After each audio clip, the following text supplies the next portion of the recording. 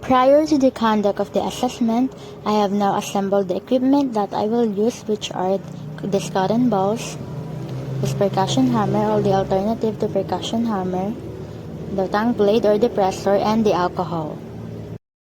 Good morning, ma'am. May I sit?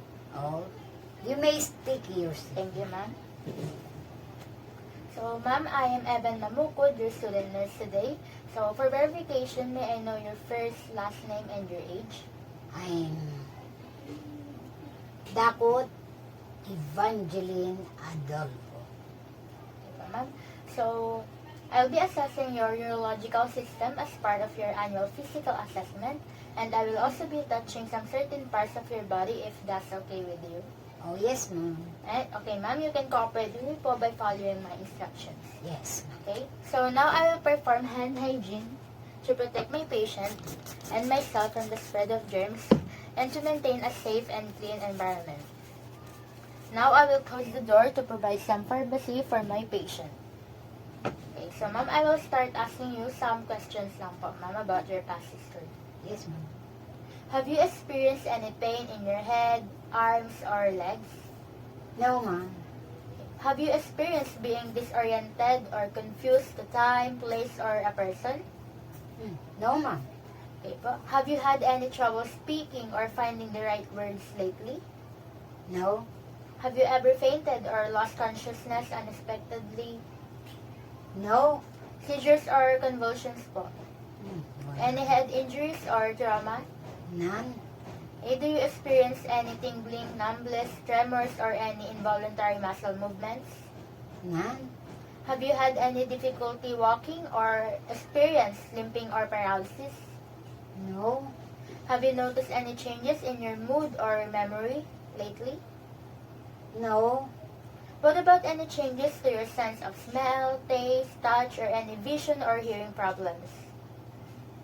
No. Okay po, that's good to know po, ma'am. Well, that will be all my questions for now. So, let us now move on to the assessment. Okay. Now, ma'am, for the first part of our assessment, I will be assessing your use and understanding of language.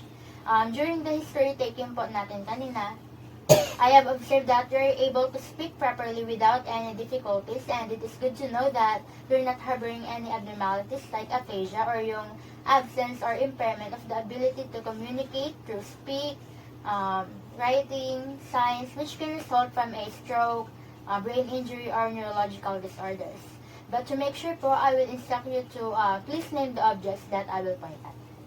Anong object po ito, ma'am? Scotch tape. Ito po, ma'am. Ballpen. What about this one po? Cellphone. That's good po, ma'am. So, I have observed naman po na correctly na-identify niyo yung objects na yun. So, wala pa kayo na ma-manifest na any abnormalities like asterognosis or yung inability to correctly identify the objects, or circumlocution, which is inability to verbally name the object, wherein gagamit ka po ng hand gestures para lang ma-define mo kaano po yung object na yun. So, ma'am, for the next part po, can you read this aloud? Ano po nakalagay? Medguard. Cotton balls. Pure cotton. That's good, ma'am.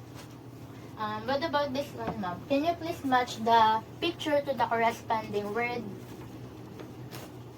Ito po, ma'am. Ito po, ma'am. Match nyo lang po.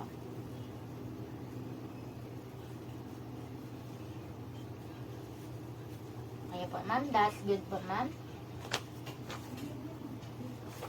Okay, ma'am. I have observed naman po that you have accurately read and matched the word with the correct image po. So, ma'am, wala po kayong any abnormalities like alexia or yung being unable to read or mismatch the picture or the language processing disorder. Alright, now po ma'am, please follow my instructions naman po sa last part ng language assessment. Can you please point to your toes? Point mo po ma'am, ganun. Yan. Can you please raise your eyebrows? And that's good po, ma'am. So, you have correctly followed my orders naman po, ma'am, and my instructions. Now, let us move on to the assessment of orientation. For this part, I would like to ask you a few questions to check how you're doing mentally. This would help us understand how alert and oriented you are. Is that okay? Yes, ma'am. So, can you tell me again your full name? Evangeline Dacul. So, where are you right now? In my room, What is today's date? 10. Okay, so can you tell me the names of your family members? Felix, Hazelin, Amor. Okay, that's good to know that you are well-oriented enough. You know your name, where you currently are, know the date and time, and who your family members are. So now let us move on to the assessment of memory. I'd like to check your memory po by asking you a few questions and exercises. This would help me understand how your brain is functioning. Is that alright? Mhm. So what I'm assessing in here is your immediate recall, recent and remote memory. For the immediate recall, I'm going to say a few numbers. Please repeat them to me in the same order. 7, 4, 3, 2. 7, 4, 3, 2. Now repeat these numbers backwards. 6, 2, 9. 9, 2, 6. That's good to know po, ma'am, that you are able to repeat the same order of numbers and the backward number po. Because if you aren't, then that would suggest attention deficit, fatigue, or cognitive decline. Now, as for the recent memory po, what did you have for breakfast this morning po? Bread Bread po, ma'am. Okay po. and milk. Bread and milk. So it's good to know that you can accurately recall the food and there's no vague or confabulation or you make up answers po na ma'am.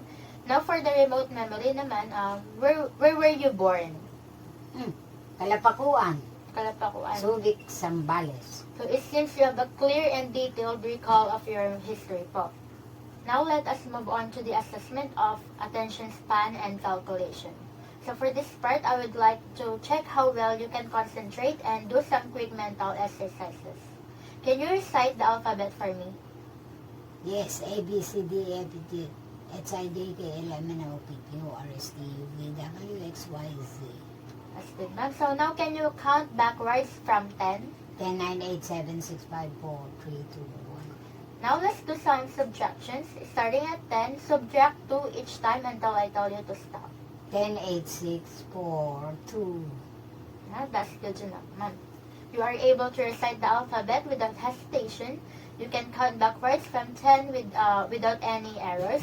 And you have accurately performed the serial 2 numbers po. You are not easily distracted, frustrated, or confused during the test po. Now, let us move on to the assessment of your level of consciousness by observing your response to light, sound, and touch. So what I'm assessing in here is your eye-opening, verbal, and motor response. So according to our previous assessments po kanina, as well as in our current po ngayon, I can see that you are able to open your eyes spontaneously, you are oriented, and you obey my commands po. Hence, your glass glow scale score is 15. Now, as for your cranial nerves, I'm going to assess your cranial nerve 5, which is trigeminal. So I have, now po ma'am, I'm going to just take this cotton. So first ma'am, can you please close your eyes and tell me if you feel the cotton po?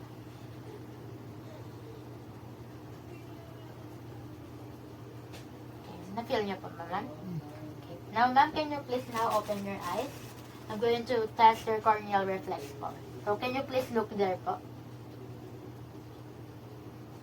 Ayan ma'am, that's good po. I have observed naman po that you are able to move away when I dip the cotton to the cornea of your eye, which is a normal finding, indicating that your trigeminal nerve is functioning properly. And you can also sense the cotton po that touch your face, so there's no manifestation of anesthesia on you or the loss or absence of sense of touch. Now, I'm going to test your reflexes using the percussion hammer. So, ito po ma'am. By comparing one side of your body to the other for me to evaluate the symmetry of response. So, for this part, I'm going to test your biceps reflex, and in here, I'm also eliciting the response of your spinal cord level, cervical 5 to 6 vertebrae po.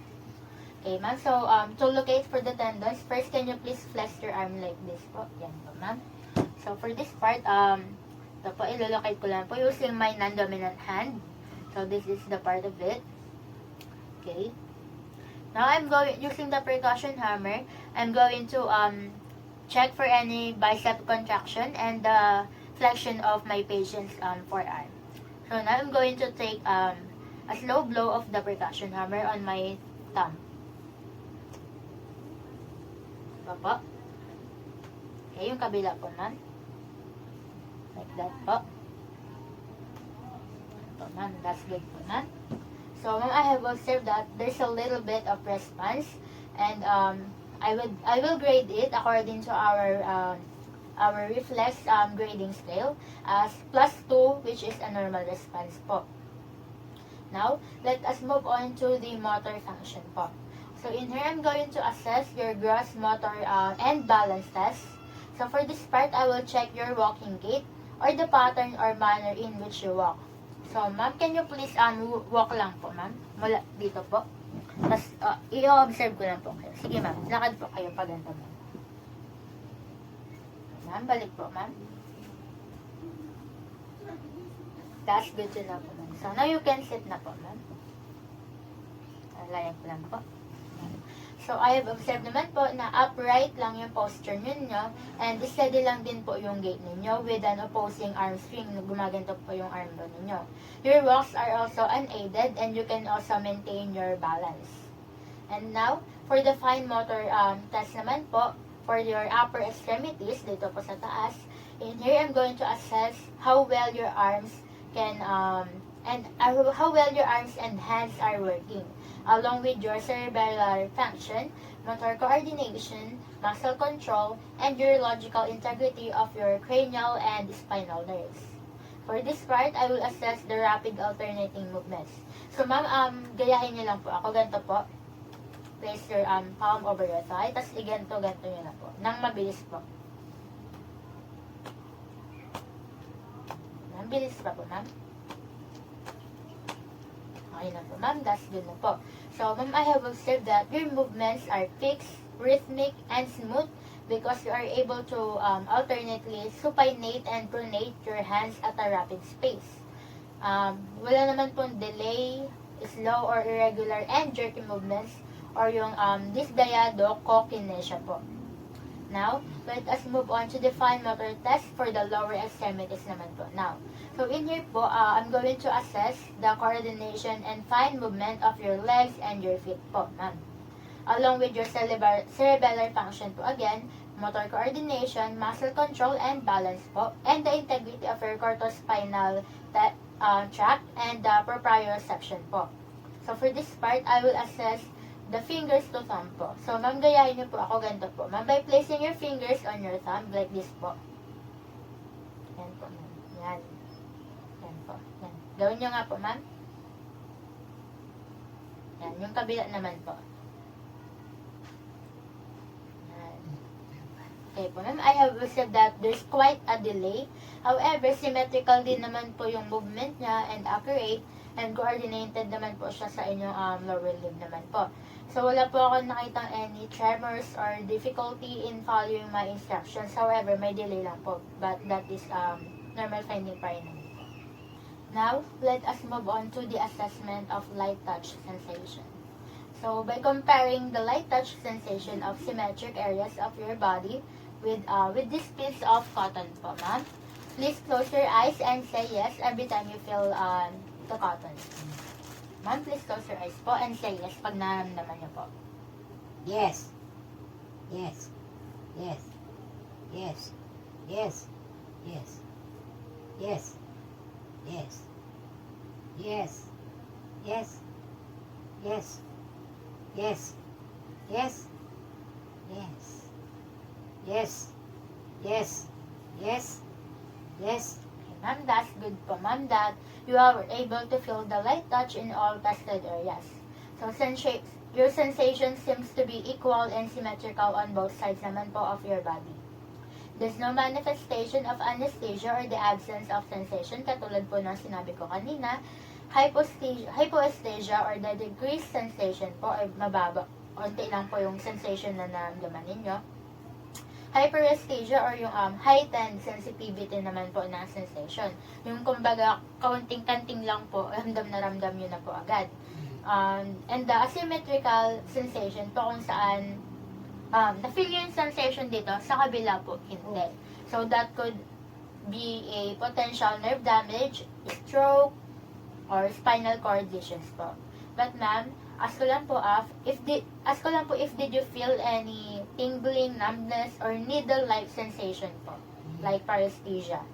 Wala naman po. That is good to know po, ma'am, that none of the aforementioned abnormalities are manifested on you. Now, let us move on to the assessment of the pain sensation. Yes. So, ma'am, what I'm assessing in here po is the function of your spinothalamic tract, which is responsible for sending pain and temperature sensation po. Ma'am, I will touch the different parts of your body po using this object or this tongue depressor that is cut in a diagonal shape. So, ito ma'am, meron po siyang sharp edges and meron din pong dull edges. So, kapag naramdaman niyo po dumikit sa inyong skin, yung itong edges po na to, kapag patusok po siya, sabihin niyo pong sharp. And kapag hindi po siya masyadong patusok, sabihin niyo pong dull. Ma'am, can you please close your eyes? Sharp. Sharp. Sharp. Dull. Sharp. Sharp. Dull. Dull. Dull. Sharp. Sharp.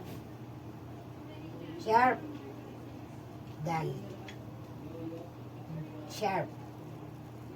Sharp. Dull. Okay po, ma'am. So, ma'am, I have observed naman po that you are quite able to distinguish the differences between the sharp and the dull side po of the object. However, may mga certain parts po ng inyong body kung saan nasabi nyo pong sharp siya, pero yung dull edge po yung pinoint ko sa inyong skin. Meron din naman po sinabi nyo sharp siya, pero yung dull side naman po yung pinoint ko sa inyong skin.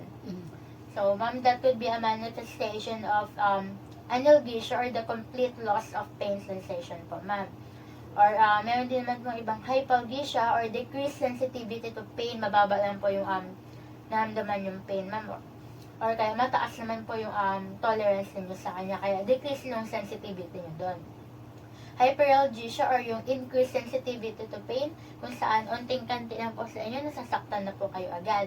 O kaya yung asymmetrical responses. Yun nga po, ma'am, yung nangyari po sa inyo kanina, ma'am. Asymmetrical po siya dahil may mga certain parts po ng inyong body na hindi po correlate sa kung ano po yung dinikit po sa inyong skin. Which could indicate stroke, nerve root compression, or neuropathy. As ko lang po, ma'am, na-stroke na po ba kayo dati? Oh. Na-stroke na po kayo. Okay, ma'am, I will take note on that po on our record po. Using these cottons that are dipped in a hot and cold water, can you now please close your eyes and tell me if you feel it is warm or cold po? Close your eyes po, ma'am. Warm. Warm. Cold. Cold. Cold. Warm. Warm. Warm. Cold. Warm. Okay po, ma'am. So, I have observed naman po that you have accurately distinguished the difference between warm and cold. So, sensation appears to be equal bilaterally. Wala po kayong manifestation na thermasthesia or yung inability to differentiate temperatures and hypothermasthesia or yung decreased sensitivity po sa temperature. Kung saan, unti lang, may dinikit po ako pero ang unti lang po inaramdaman ninyong cold or hot or warm po. Another abnormal finding is the hyperthermasthesia naman po kung saan increase po yung painful response po naman. Kapag nagdikit po ako sa inyo, masyado po kayo nasasaktan sa warm or cold po. Which all usually indicates damage to the lateral spinothalamic tract or your peripheral nerves po. But it's good to know naman po that none of the aforementioned abnormalities are manifested on you. Now, for the last part of our assessment is the tactile discrimination. So for this part po, I will be conducting or testing the stereognosis with your eyes closed po by placing objects po on your hand for you to identify what kind of object it is. So please close your eyes po, ma'am, and then tell me the object by feeling it. Is that okay? Yes. Okay, so what I'm assessing in here po is the cortical sensory integration, specifically the parietal lobe and the posterior column pathway, which is your ability to recognize and interpret tactile input without visual cues. So, sa part po siya ng inyong brain. So, ma'am, can you please close your eyes and tell me the object po that I will place on your hand? So, ito po, ma'am. Close your eyes lang po. Can you tell me what is it? Is this a card? A small card? You're on the right track po. What about this one po? A ball pen. You're right again. So, what about this one po? Last po.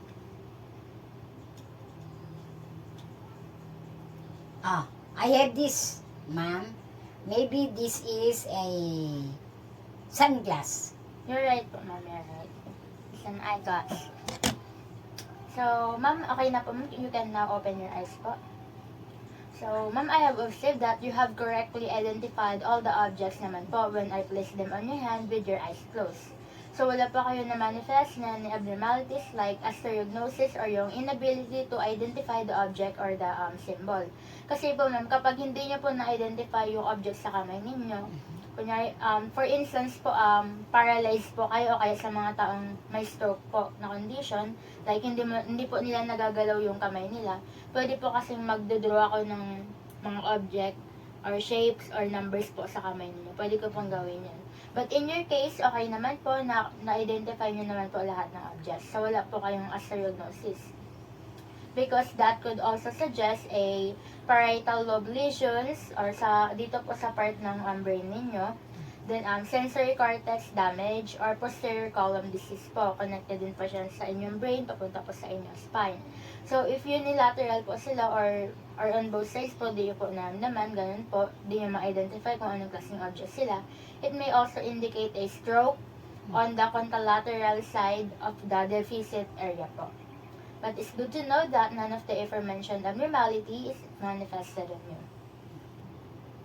Now po, ma'am, for the documentation po, rest assured that all of your medical records will remain confidential between me and the other healthcare team member involved in your care. So, see you on our next assessment po and have a good day.